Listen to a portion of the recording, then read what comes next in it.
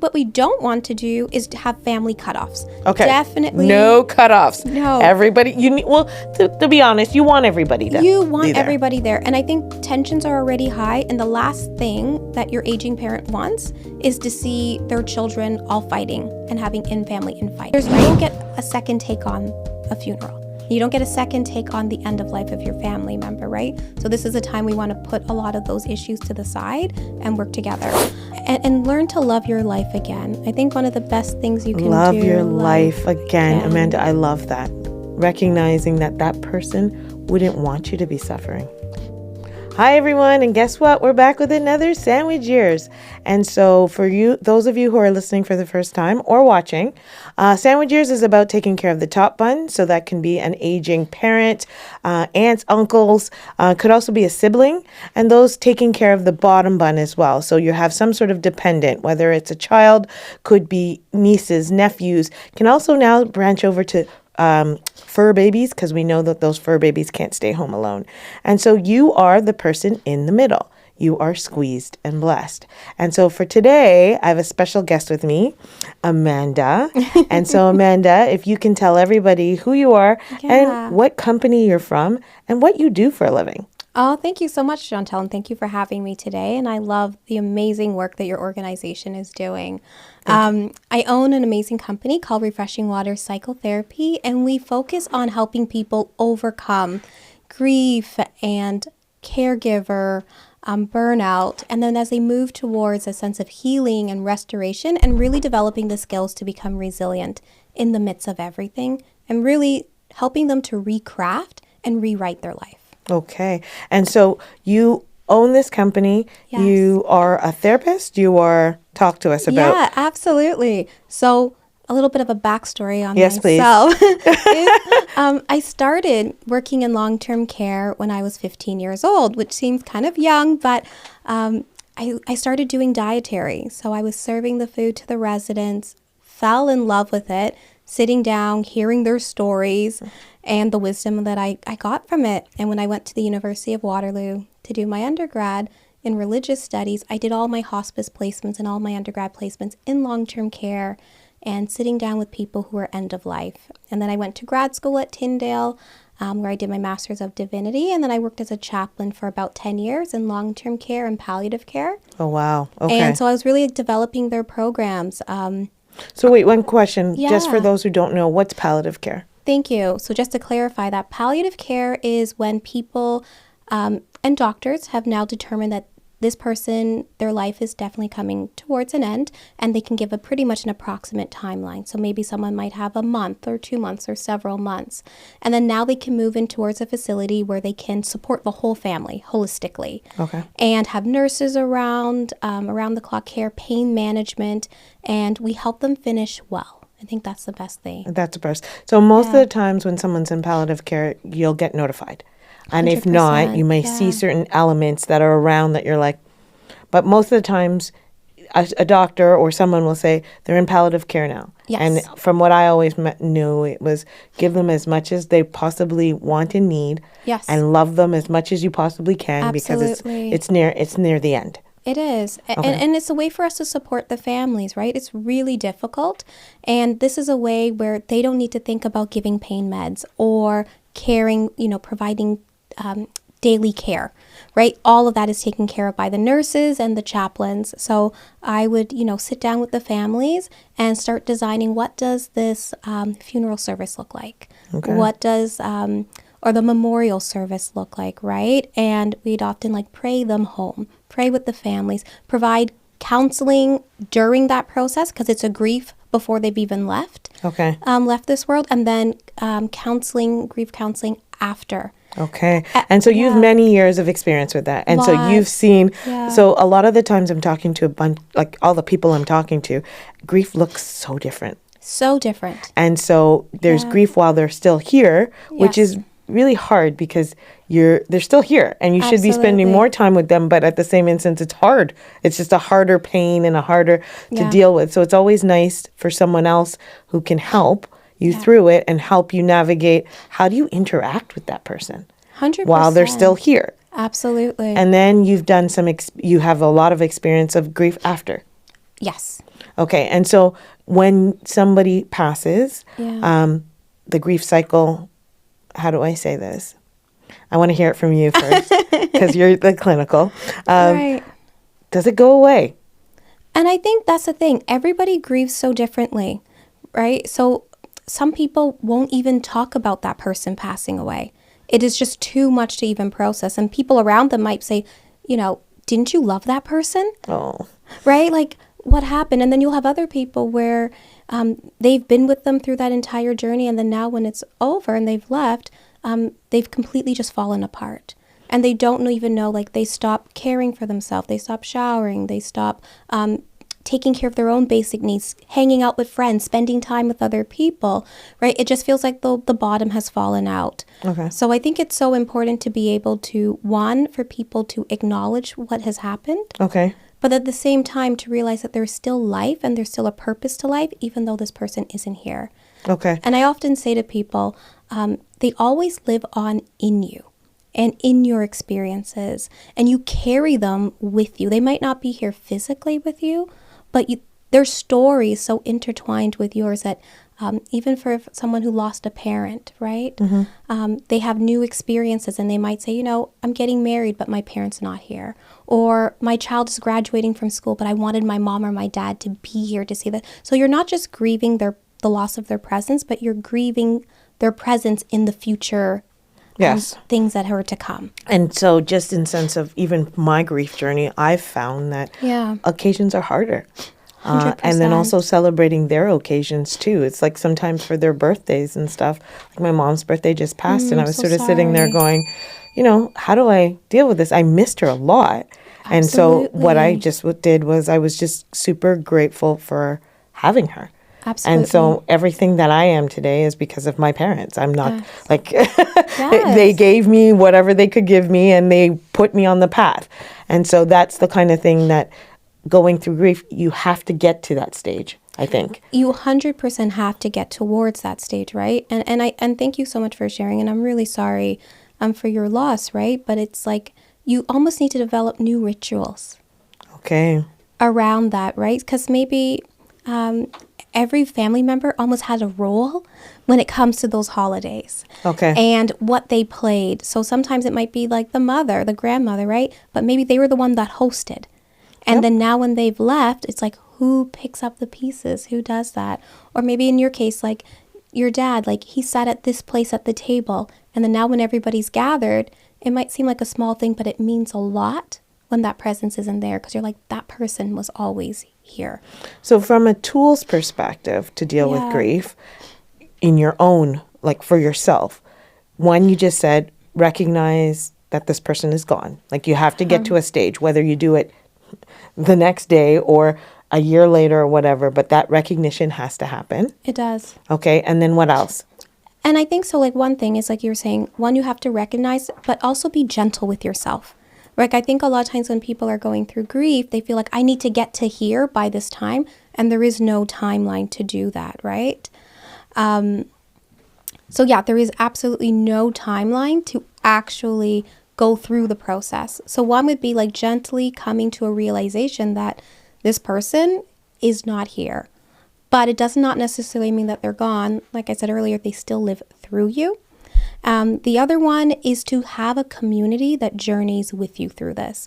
Grief is one of those things that can become so isolating and you don't want that. There's so many incredible support communities, even like the work that you're doing, Chantel, by bringing these different organizations and having events where people can come together and process it. You can't do it alone. So do that. Also start develop new rituals within your own life. Like as you were a caregiver, a lot of times like you put a lot of your own needs on the back burner. So even start coming up with a list of like, what are some things that you would have always wanted to do? What are some new hobbies that you want to do as well? So I think those are really important things.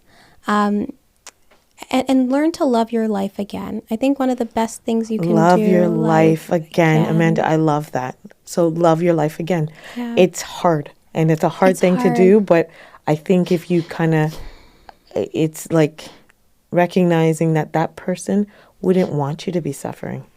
I think that's it. Like, they want you to live. They do. And they want you to prosper.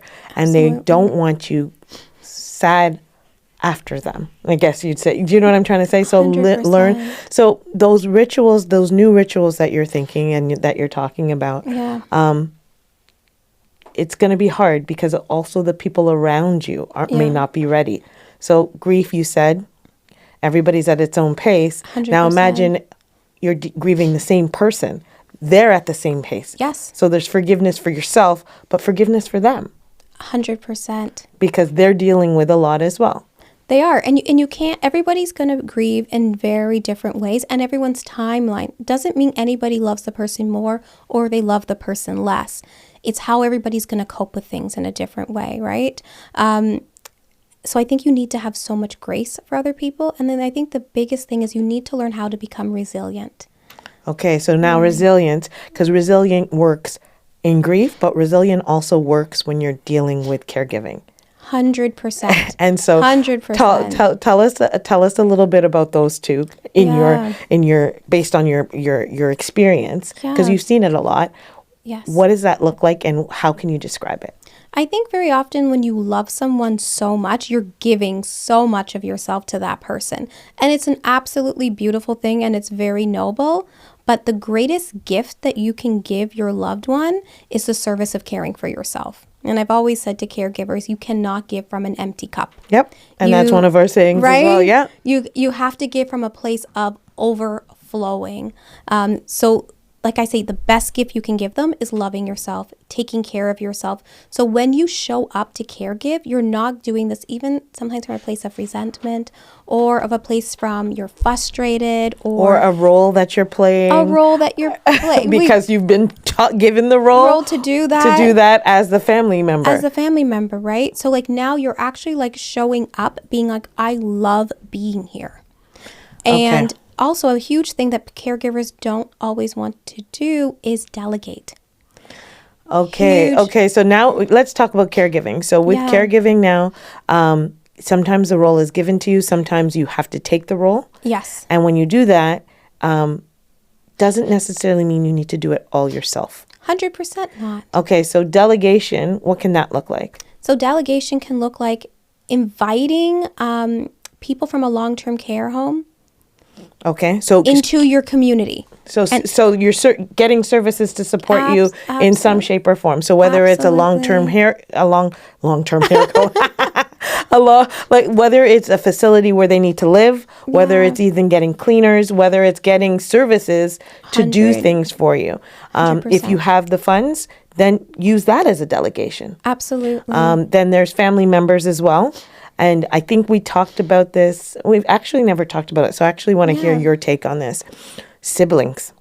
Yes. And so when you have a household of siblings, yes, not everybody pulls the same weight, do they?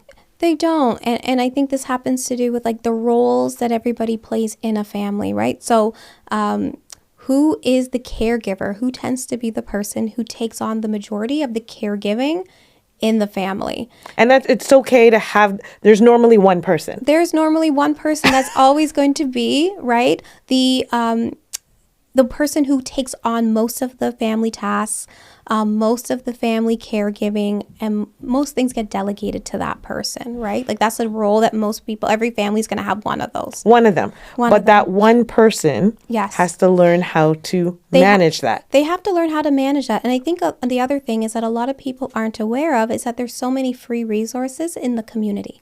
Okay. And I think once you start stepping out of like your comfort zone and being like, it's okay to get help. But I think a lot of times people feel guilty because they feel like they should be the only one caring. And if they're not doing it, then they're not showing the full extent of love to their loved one. Okay. So with that said, if we go back to the sibling, and if you have siblings and you're finding that you're the primary caregiver. Right.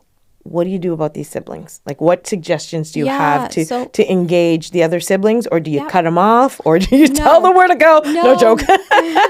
What do we do with these siblings that are pulling some weight? What we don't want to do is to have family cutoffs. Okay. Definitely. No cutoffs. No. Everybody, to be honest, you want everybody there. You want everybody there. And I think tensions are already high. And the last thing that your aging parent wants is to see their children all fighting and having in-family infighting, right? Like, we want to make this end process of their life as peaceful as we possibly can.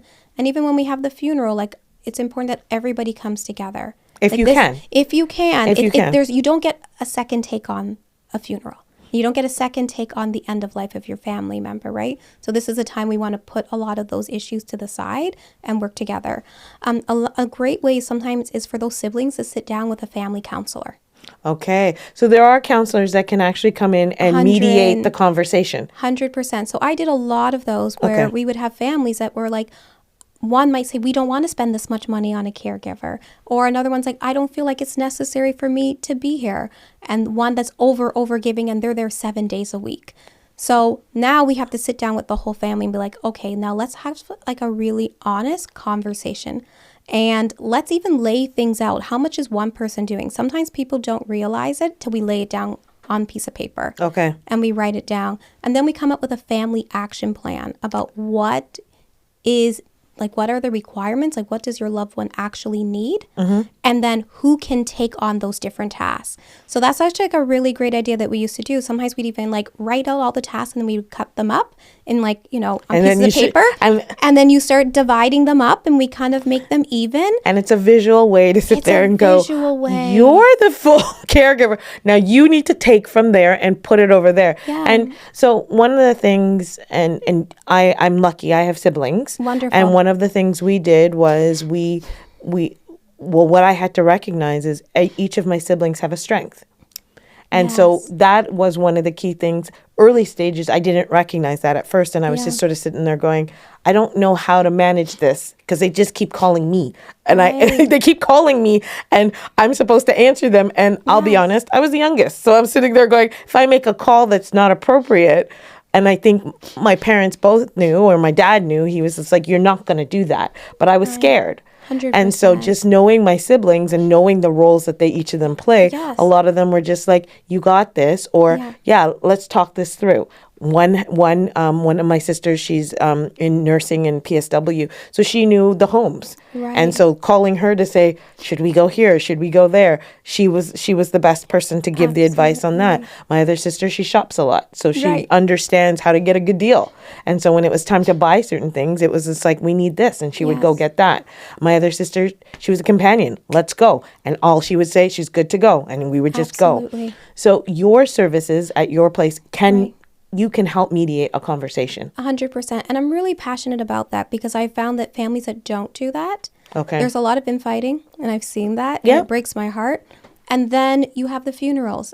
And then instead of everybody coming together for this last moment, they're fighting amongst each other, right? So I think I'm very practical when it comes to a lot of these things because I think if we have a really good system in place, we can set the groundwork where everything's taken care of. There aren't all these infightings amongst the family. And then after that person passes away, there's space to grieve. Okay. So even just doing pre-funeral planning, having these conversations, having powers of attorneys over different things. So not one person is the power of attorney for finances, health, and everything. Splitting that up amongst two different people in the family. And just understanding, too, that with those said, you can have ands and ors. And so if you have ands, that means everybody has to sign off. If you have ors, it's one or the other. But with the ors, it's very, from a respect perspective, 100%. You're going to be checking in. 100%. Okay, so sibling care, there is help if you can't divvy it up on your own. You can do coaching for it. You can also even just do the initial conversation because they need that support. And I think sometimes people forget that your family is an amazing support system. And for them to not realize you're not grieving in silos, but for them to grieve together. So as your loved one is going through this, as you said, with the sandwich generation, you're caring for the kids, but then you're also caring for the aging parents, right? It's a really beautiful thing. And we've done this before in my work where we just set up a 1 hour for the family to commit that this is one time they get together. And even virtual, like Zoom, where they're actually getting and connecting with each other. What's happening in your life with your kids? Okay. And then so everybody feels really connected and everyone feels like they're actually supporting each other. And now let's talk about mom or dad or both. Okay. And their care needs. And then everybody just has that one moment every week where they're touching base. Okay. And just even having that support amongst each other, people don't feel like they are working and supporting mom or dad or both, like I said, independently. I think you just hit it on the head. Independently. And I think that's with caregivers and even Sandwich, you feel very lonely. And you don't need to feel lonely if you have that check-in. Sometimes you don't even want to talk about the person that you're caregiving. Sometimes you just want to talk about yourself. And 100%. That's what you just said. I love that. Check in. How are your kids doing? Like literally, although we're dealing with mom right now, what's happening with the kids? Those are your potential family members as well. They are your And you got to figure out how to fit them in. And maybe even the kids can help out in some shape or form. 100%. They also need communication too. And starting to talk to the children about what does afterlife look like? What is grandma going through, right? So even inviting sometimes like a therapist or somebody to even have these conversations. There's great books to talk to your children about these things or your teenagers, right? And then there's great grief support. Like almost every church I know offers a grief share. Okay. And so we talk grief. Grief doesn't mean it's after life. It's grief before. There's grief before, right? There's a grief afterwards as well. Okay. Yeah. And so lastly, before we kind of wrap up, how do you take care of yourself? Oh, such a great point. And you're in the sandwich years. So and your voice is so gentle. You could talk to Amanda all day, all day, all day.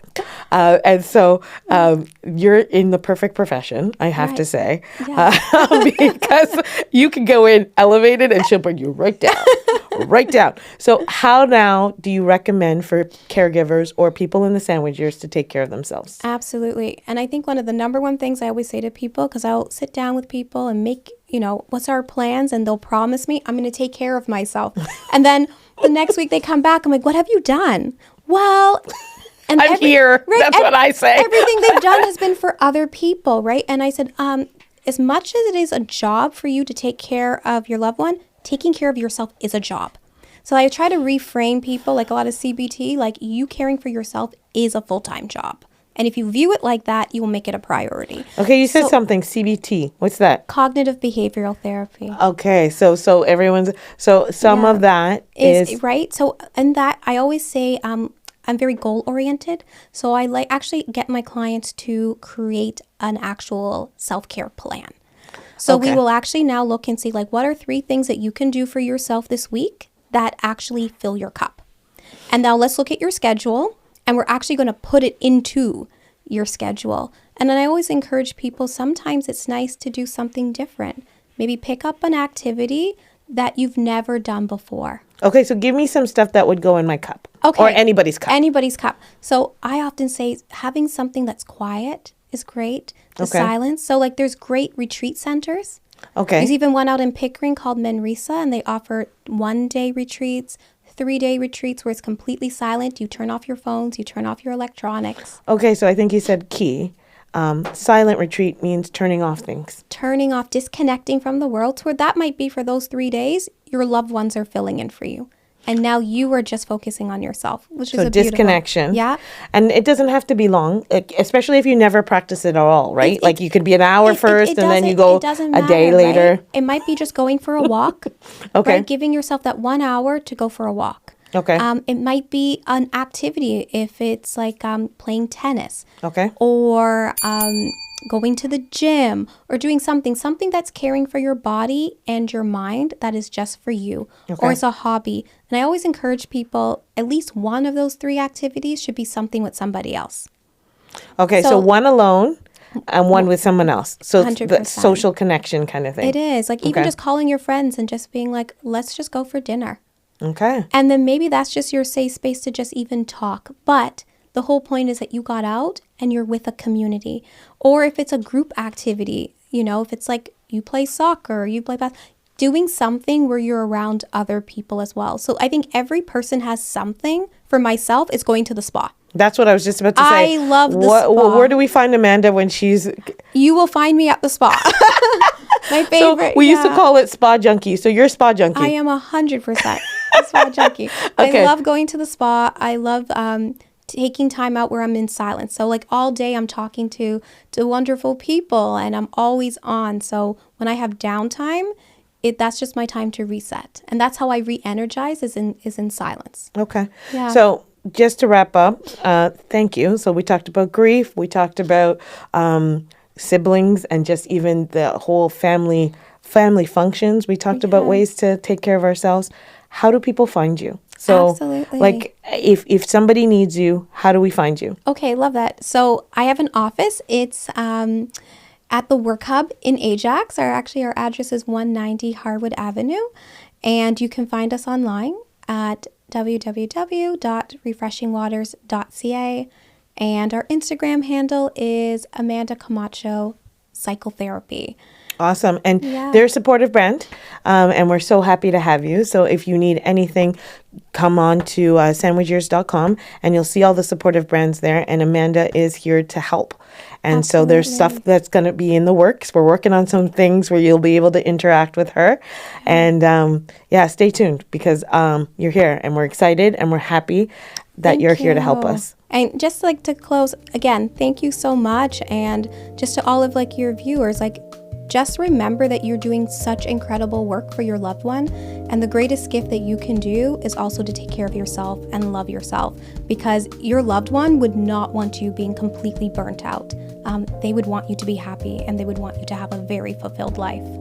There you go. So you're not doing it just for yourself. You're doing it for them. I think that's how people will do it faster. Yeah. Thank you. Thank you. Thank you, Amanda, for coming. Thank you, everyone. Feel free to leave some comments. Also, reach out to Amanda if you need any help. And just stay tuned for the next time. Thank you.